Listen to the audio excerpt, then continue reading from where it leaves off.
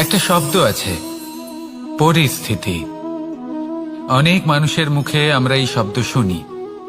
জীবনে যখন অসফল হই, দুঃখ আসে, সংকট আসে, কোনো বিপদ ঘনিয়ে আসে, তখন সমস্ত দোষ আমরা পরিস্থিতির ওপর চাপিয়ে দিই।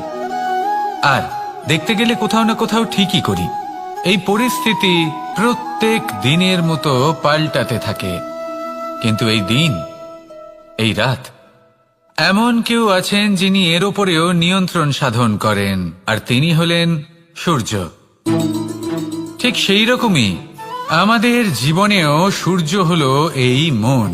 যদি এই মনের উপর আমরা নিয়ন্ত্রণ করতে পারি, তাহলে আমরা জীবনকেও নিয়ন্ত্রণ করতে পারবো। প্রথমে এই মনের রাজা হয়ে উঠতে হবে। তাই মনে রাখবেন, যদি মন দুর্বল হয়, তাহলে পরিস্থিতি আমাদের সমস্যা বলে মনে হবে। এই মন যদি স্থির হয়, পরিস্থিতি প্রতিস্পর্ধা বলে মনে হবে। আর এই মন যদি শক্তিশালী হয়ে ওঠে, তাহলে যে কোনো পরিস্থিতি আপনার কাছে একটা সুযোগ মাত্র। এমন এক সুযোগ যাতে অগ্রসর হয়ে আপনি মহান হয়ে উঠতে পারেন। এই মনের শক্তির বৃদ্ধি ঘটান, মহান হয়ে উঠুন, আর আমার সাথে ভালোবেসে বলুন, রাধা রাধা। খুব সুন্দর একটা কাহিনী আছে।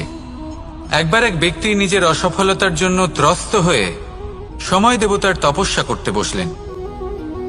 উনি তপস্যা করলেন এবং সময় দেবতা প্রসন্ন হলেন। মানুষের রূপ ধারণ করে ওনার সামনে প্রকট হলেন। এবার সেই ব্যক্তি ওনাকে জিজ্ঞেস করলেন যে কি এমন আছে যার জন্য আপনি বারবার জয়ী হন আর আমি চিরকাল পরাজিত হয়ে থাকি?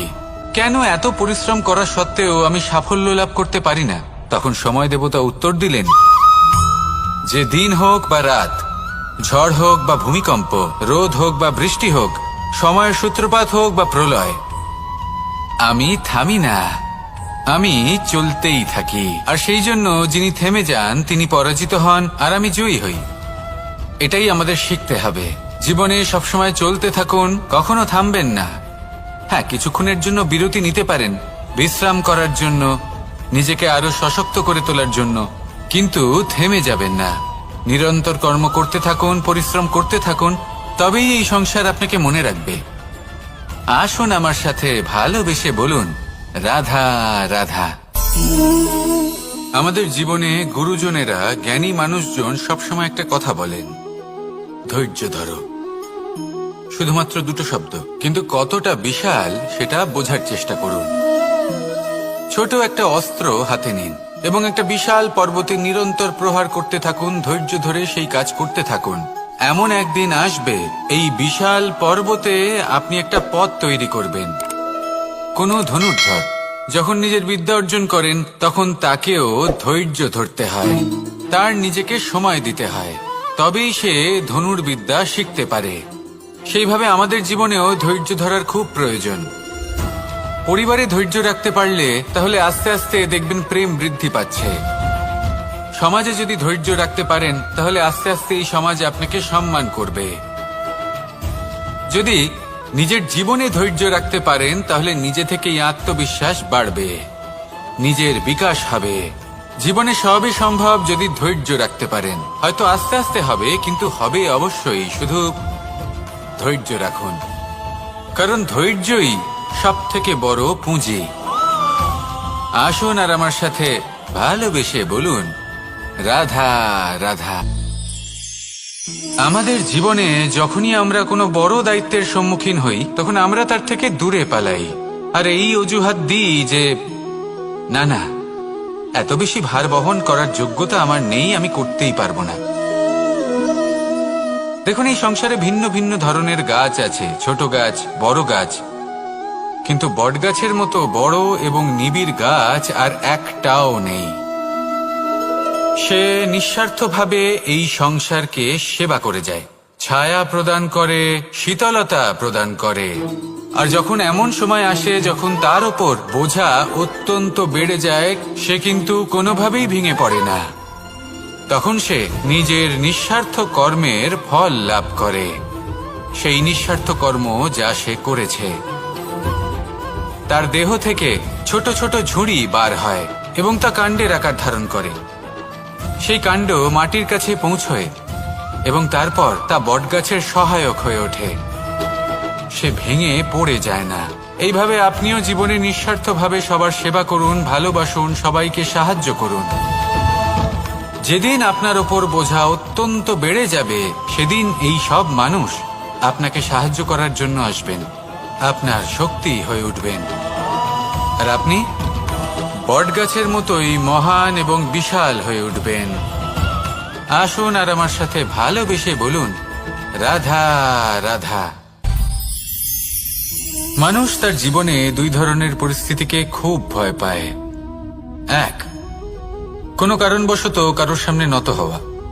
দুই, কোনো কারণে নিজের চরিত্র থেকে, নিজের মূল্যবোধ থেকে বিচ্যুত হওয়া।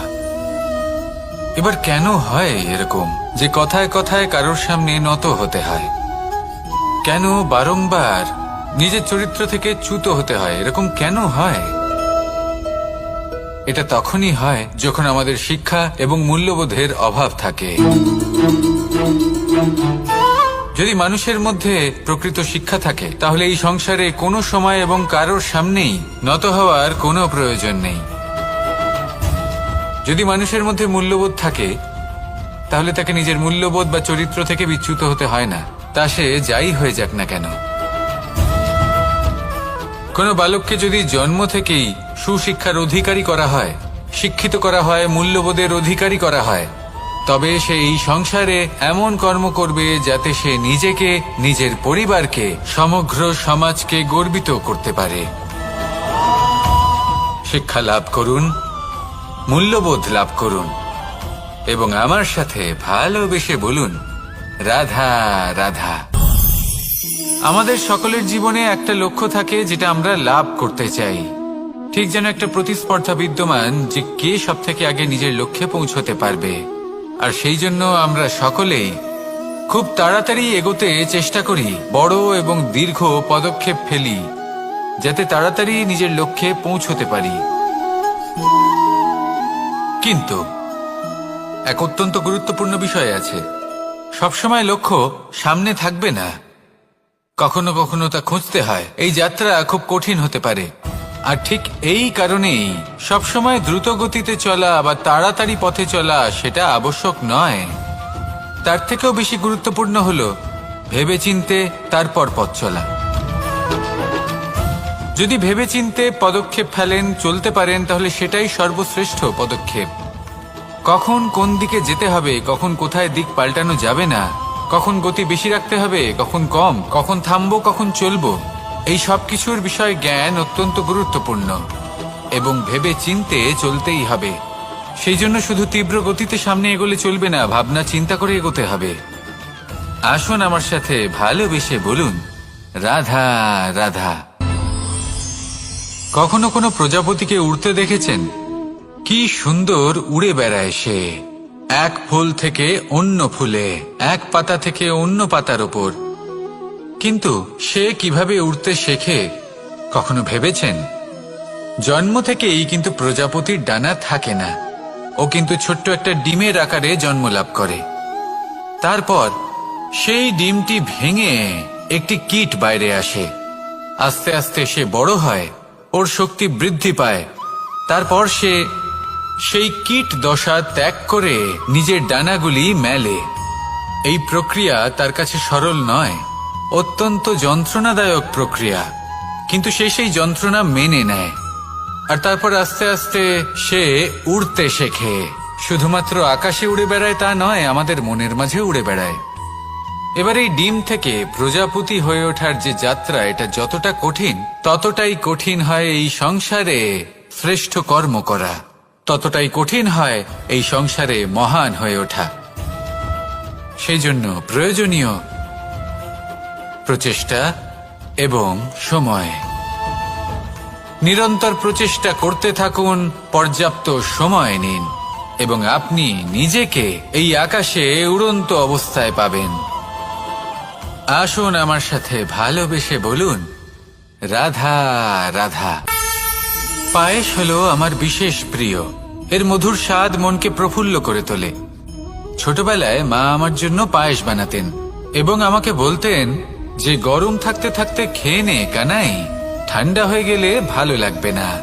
কিন্তু আমিও দুষ্টু ছিলাম, ঠান্ডা হওয়া পর্যন্ত অপেক্ষা করতাম, আর ঠান্ডা হয়ে যাওয়ার পরে মার কাছে যেতাম আর ওনাকে বলতাম যে মা, পায়েস তো ঠান্ডা হয়ে গেছে, এটা গরম করে দিন। তখন মা হাসতেন আর বলতেন যে পায়েস না হয় আমি আবার গরম করে দেব কানাই, কিন্তু এর মধুর স্বাদ, সেই মিষ্টত্ব, সেই সুবাস, সেটা আবার ফিরে আসবে না। কথাটা সত্যি। আর এই সত্যটাই আমাদেরও জীবনের সত্য। আমাদের জীবনের মধুর সম্পর্কগুলি, এতে যখন কটুভাব প্রবেশ করে তখন সেই মিষ্টত্ব ফিরিয়ে আনা প্রায় অসম্ভব ব্যাপার হয়ে যায়। আপনি চেষ্টা করে সেই সম্পর্ক ঠিক করতেই পারবেন, তার জন্য অগাধ পরিশ্রম করতে হবে, কিন্তু আবার সেই মিষ্টত্ব কখনো ফিরে আসবে না। সেই জন্য আপনার জীবনের যে মধুর সম্পর্ক আছে, যতটা সম্ভব চেষ্টা করুন তাতে মিষ্টত্ব বজায় রাখতে। কটুভাব আসতে দেবেন না। আসুন আর আমার সাথে মধুর স্বরে বলুন, রাধা রাধা।